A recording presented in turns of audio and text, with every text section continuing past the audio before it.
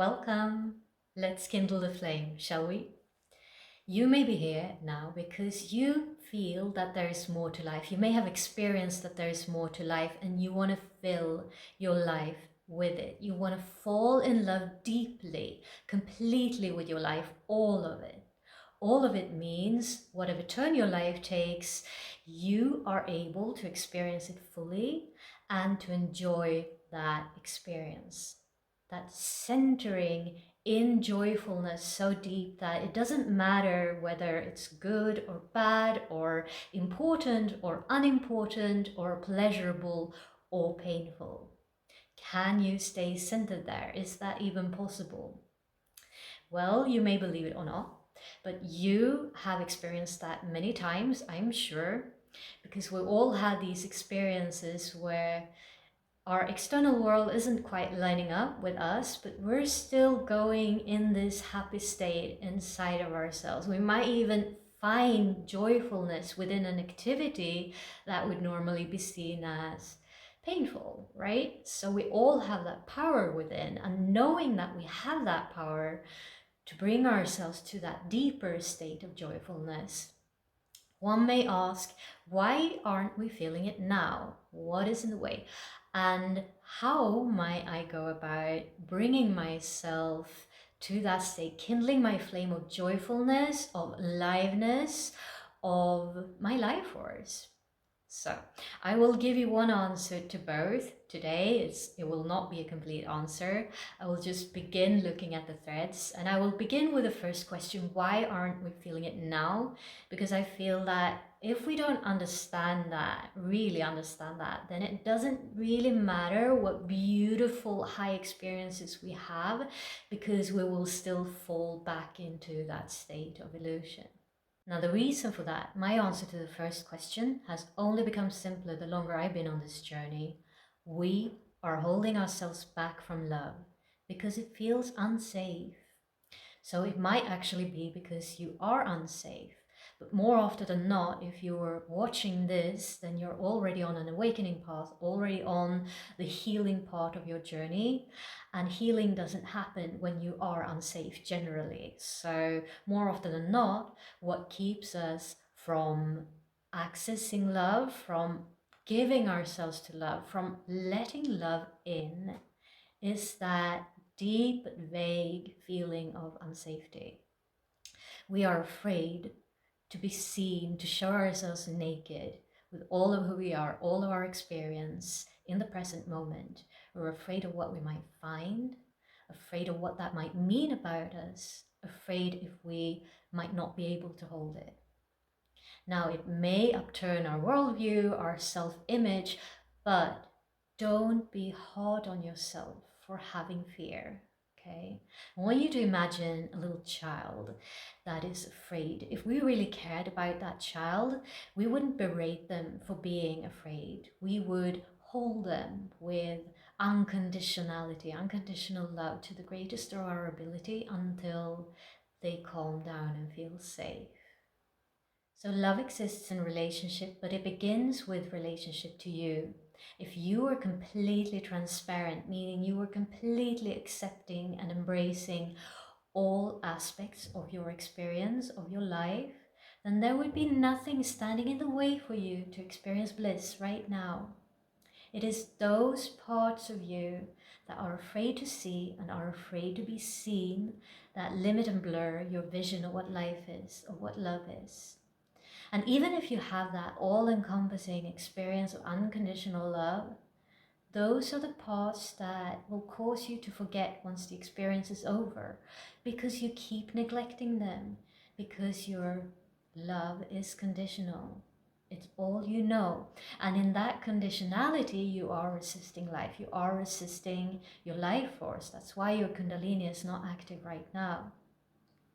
And of course, you know that that conditional love is not you, that your job is to pierce through the conditioning and prepare yourself for new experiences. And there are so many tools and frameworks to do that. You know that I embrace yoga wholeheartedly because yoga is a complete science, including every aspect of our lives.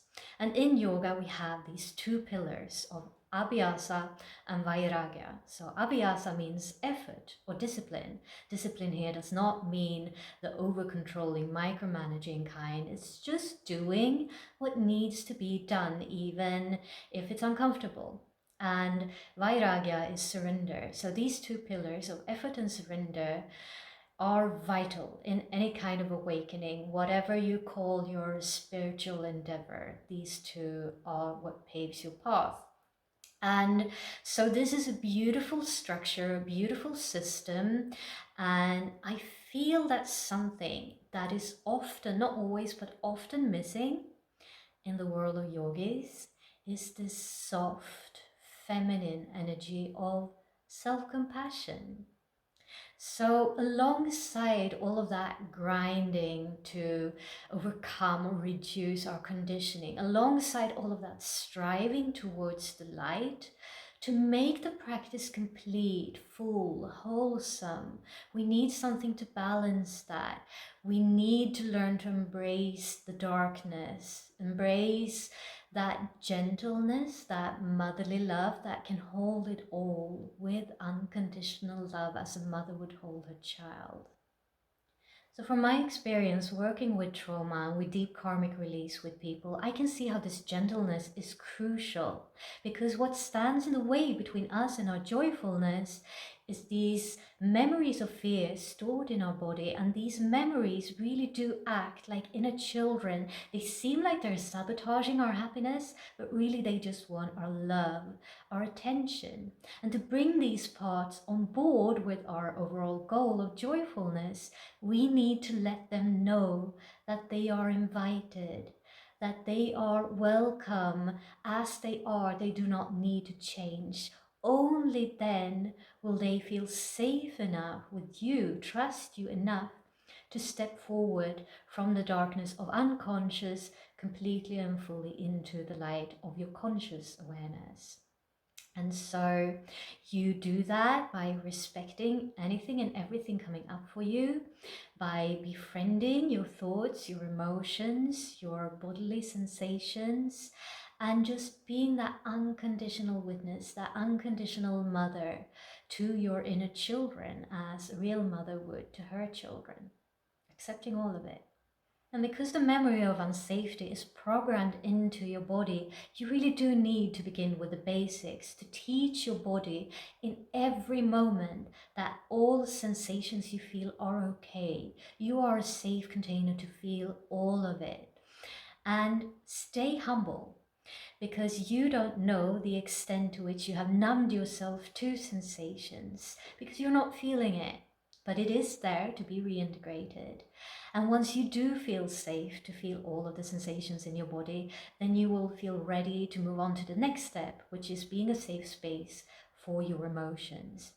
So you want to learn to befriend all of your emotions and to their full intensity. Because when you reach the point where you're not afraid of your emotions anymore, then they will not cloud your vision anymore. Instead, they will start acting like this beautiful compass to your life, to release all the resistance you still have to your life, so as to prepare the soil to make you open and receptive to experience your own inner essence. Now, how do we kindle the flame of our inner aliveness, our joyfulness? Of course, there's so much we could say about that. It's a beautifully multifaceted topic, and with everything I've said today playing a part, and there's more, there is one blind spot that I feel that many of us share, and I suggest you could start working on this today. And that is our body-based instinctual nature. So the divine feminine wisdom lives in the body. It's connected with our original physical nature as humans. So that includes our inner animalistic nature, our wildness, our rawness, how we are untamed, unruly. Of course, that unruliness has not been very accepted in society, and so we've all learned to hide it to some extent, to suppress it. And what if, because of that very suppression, it is a profound key? What if by fully embracing and fully living out your inner wellness, you could re-experience ecstasy in your body. I want to read the beginning quote again. Where people sing, laugh, cry, and dance without any sense of hesitation or shame, they will purify the universe. So, what we need is to have experiences that are beyond shame.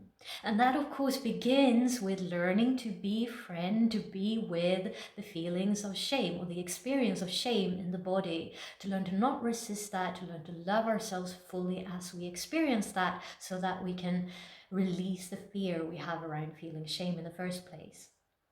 And once we have that new relationship to shame, we will be in a different place to ask ourselves, what is really more important to me? To be perceived in certain ways by other people, or to give myself a chance to unapologetically follow my body, my sensations, my heart, my life force so completely that I can experience blissfulness. This is not outside of your possibility. And chaos is another aspect of the divine feminine nature that we can learn to embrace within ourselves.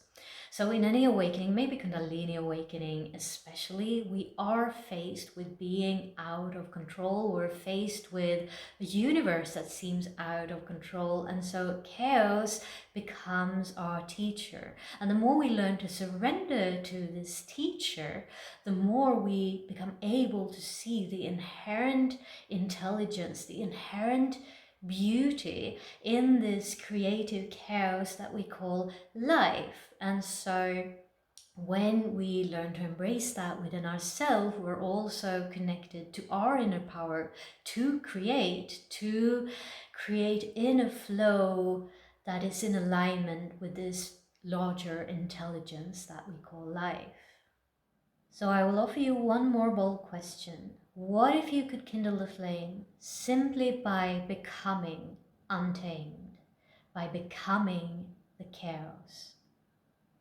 Now, I'm talking about an internal experience more than external, so I'm not asking you to make your life into chaos. Chaos needs structure, so please keep your routines, please keep your practice, but maybe add a parallel practice, one that can honor that divine feminine side of the cosmic dance, where you can let yourself go completely in your aliveness, in your emotions, in movements, or in wildness in any way. Just enjoy it, see what it does for you. And then add some gratitude and see what that does for you. From my experience, this can really, really help open your door to ecstasy. So just give it a try. Now, talking about ecstasy, I still have some spots for the Infinite Love Immersion starting this Sunday. If you're interested, please find the link below, scroll to the bottom of that page, fill in the form to save your spot today. And if this video helped you in any way, if you were inspired, if you have your own experience to share, please share below. And I thank you for having joined me today, and I wish you a beautiful day. Namaste.